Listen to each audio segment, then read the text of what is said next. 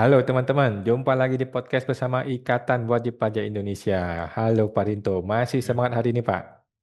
Selalu semangat Mas Awan. Oke, luar biasa Pak Pak Rey, Rinto selalu ya. semangat ini. Dan kali ini masih bersama kita Bapak Alessandro Rey ya, ahli hukum kita semua teman-teman. Pak Rey juga masih semangat. Bagaimana kabarnya Pak Rey bersama kita beberapa hari ini? Semangat Pak Wan, terima kasih. Luar biasa Pak Rey ya.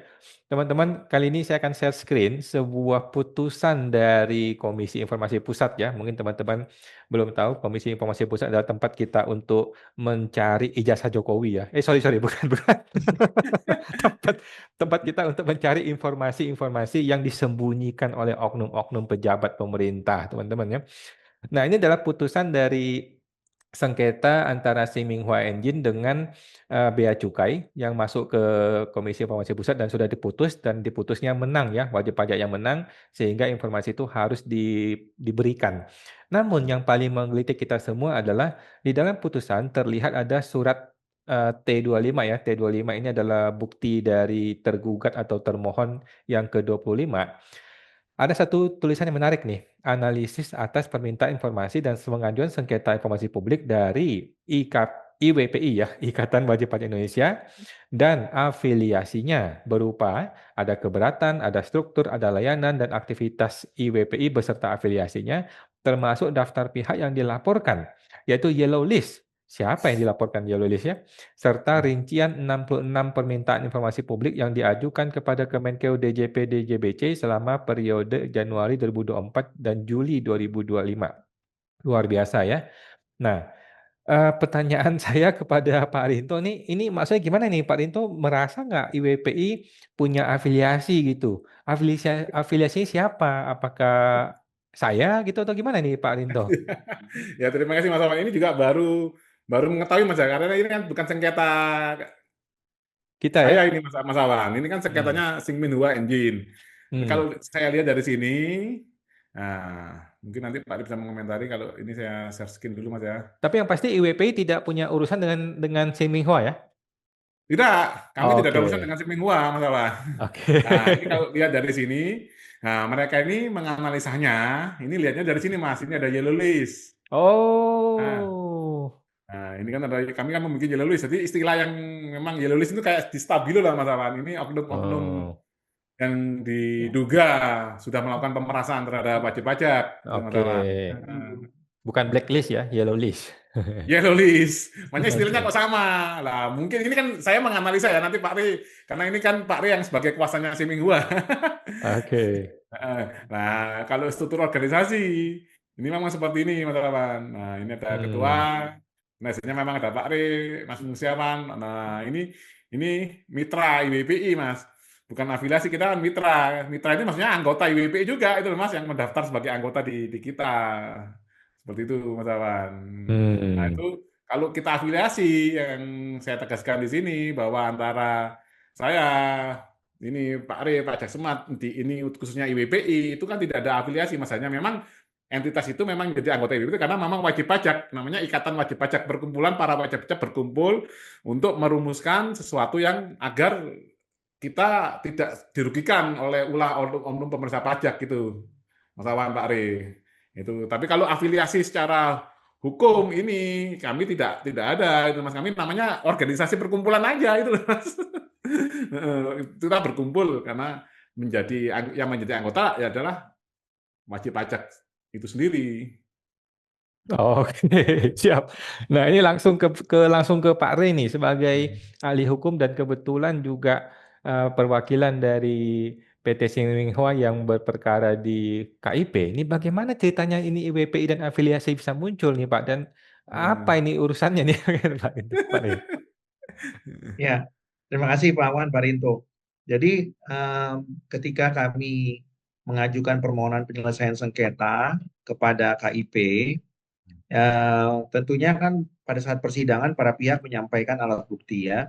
Salah satu alat bukti daripada termohon yaitu Direktur Jenderal Bea dan Cukai itu adalah alat bukti yang diberi T25 tadi, yang diberi Hmm. tanda T25. Nah, tadi kalau Pak Rinto dan Pak Awan ya serta pemirsa melihat di sana memang ada alat bukti mengenai analisis permohonan informasi ya atau penyelesaian sengketa informasi itu yang diajukan oleh IWPI dan afiliasinya.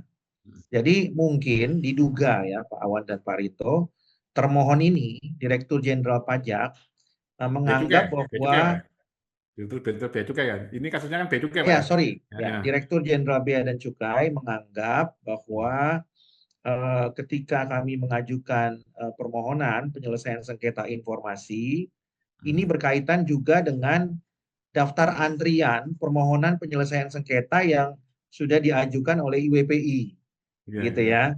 Nah, jadi ini bagian daripada gerbong yang sama menurut Hmm. mereka, dugaan Iya, iya. sementaranya begitu Iya, iya, ya. iya. Sehingga mereka menghitung ada 66.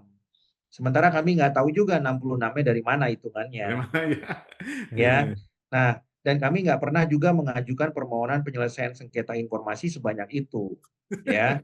Nah, oleh karena itu eh, kami terus terang sebagai kuasa agak bingung ya ketika beracara di KIP ya. T23 ini adalah alat bukti yang sebenarnya Dirjen Bea dan Cukai itu ingin menyampaikan apa atau ingin mengatakan apa. Hmm. Apakah Dirjen Bea dan Cukai ingin mengatakan bahwa permohonan kami ini dimotori oleh IWPI sebagai Hmm. afiliasi begitu ya. Sebagai Apakah ketua seperti afiliasi ya. ya, ya, tentu kami harus menjawab ya tidak ada relevansinya begitu ya. Karena sebagai lembaga baik itu Reinco maupun P5I kan adalah lembaga entitas yang mandiri begitu ya. Dan ketika kami mewakili Sing Minhua Engine ya, tentu kan tidak ada relevansinya dengan IWPI gitu ya. Nah, karena memang masing-masing mempunyai mempunyai kepentingan ya yang tentunya wadahnya membantu para anggotanya. Ya. Kan begitu. Kalau IWPI kan memang wadahnya untuk membantu wajib pajak ya. Nah, kalau misalnya katakanlah kami mewakili Sing Minhua dari Reinco ya kami membantu mewakili tentunya korban begitu ya atau wajib pajak yang dizolimi kan begitu ya. Tapi kalau lembaga lain misalnya seperti lembaga-lembaga pendidikan, pelatihan gitu ya, tentu kan tidak ada kaitannya juga gitu ya dengan IWPI ya. Jadi ketika alat bukti itu muncul di persidangan kami sebenarnya agak bingung gitu ya. Tapi yang menariknya alat bukti itu juga memang cuman disebut saja tapi tidak diperlihatkan gitu ya. Andai kata diperlihatkan atau diberikan tentu kami dengan senang hati bisa memunculkannya begitu ya. Supaya kami tahu nih siapa yang dimaksud dengan afiliasi begitu ya. Ya, Siapa ya. tahu IWPI punya afiliasi di luar DKI Jakarta begitu ya. Nah, siapa tahu ada di Sulawesi, Kalimantan, gitu ya, Papua. Nah, itu yang Pak Rinto yang lebih tahu tentunya, ya. Tapi yang pasti tidak ada kaitannya kepada kami sebagai kuasa Sing Minhua Engine, gitu ya.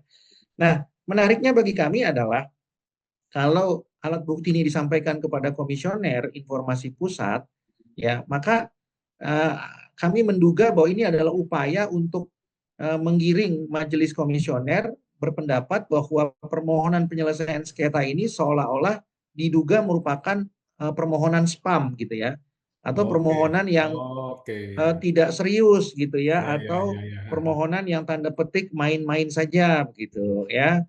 Nah, karena diduga kan terafiliasi ya, atau disangkakan terafiliasi oleh IWPI.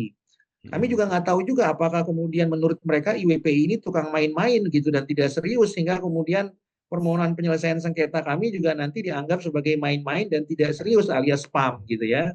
Ya, ya, Nah, ya. jadi ini mungkin upaya untuk menggiring opini majelis komisioner gitu ya.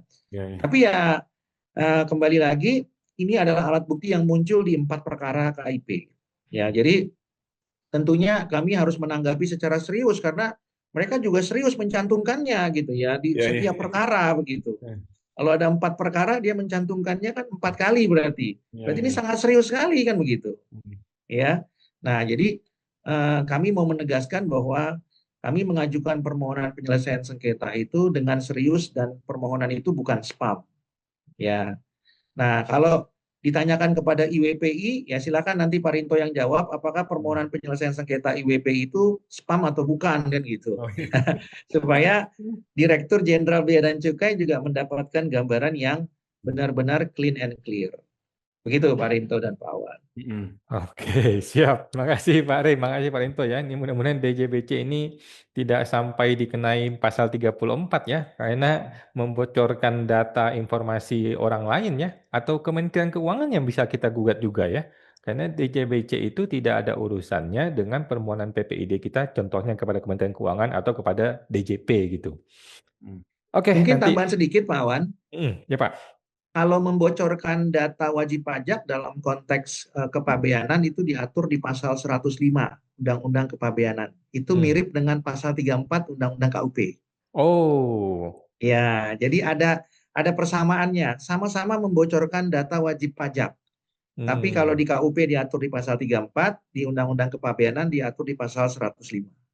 Yang saya sampaikan ini Pak Rey, melihat ini pertanyaan sedikit ya, Mas Awan sebelum ditutup ya. Ini tadi melihat narasi tadi yang dibangunkan, ini yang masuk ke DJP dan DJP dan DJBC kan, Kemenkeu ini berarti kan sudah terlihat jelas polanya Pak. Padahal mereka ini antara Menteri Keuangan, DJP dan DJBC ini kan satu satu afiliasi juga yang nyata-nyata gitu loh Pak Rey. Padahal saat kita menuntut keadilan di pengadilan pajak, itu kan pengadilan pajak di bawah Menteri Keuangan gitu loh Pak Ali.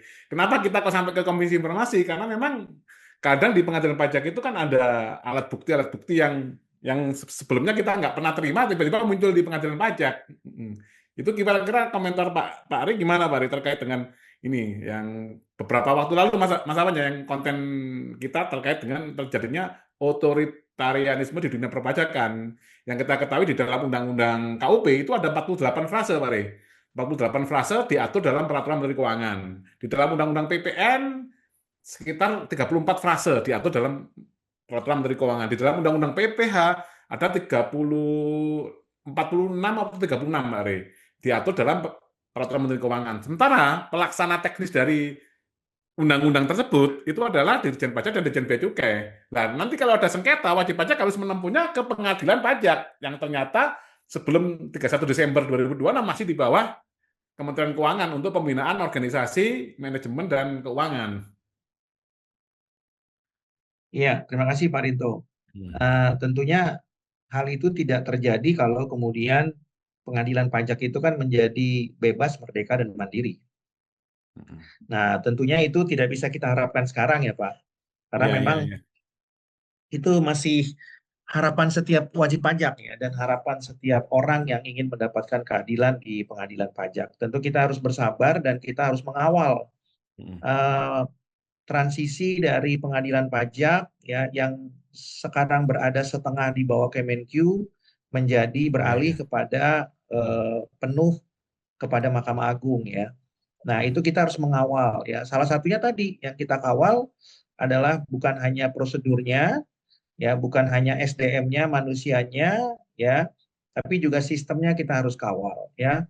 Ya, jadi semua kita harus kawal, perangkatnya, infrastrukturnya kita harus kawal supaya mereka benar-benar bisa menjalankan peradilan yang independen begitu, Pak. Iya.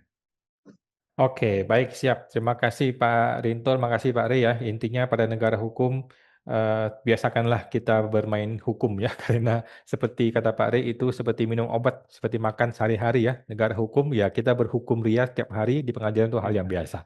Oke, makasih Pak Rey, makasih Pak Rinto. Kita jumpa lagi di podcast berikutnya Pak. Makasih Pak. Ya, terima kasih.